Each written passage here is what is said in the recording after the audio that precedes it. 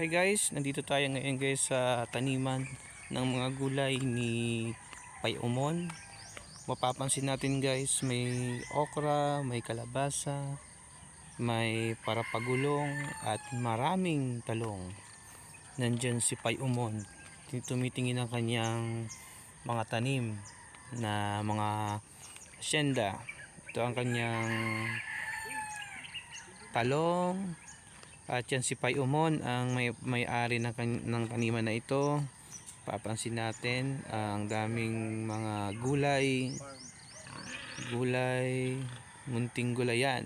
So dito kung mapapansin natin, kumakape si Chong Umon. At ang balatong ay napakaraming bunga. Ganyan ang buhay sa probinsya.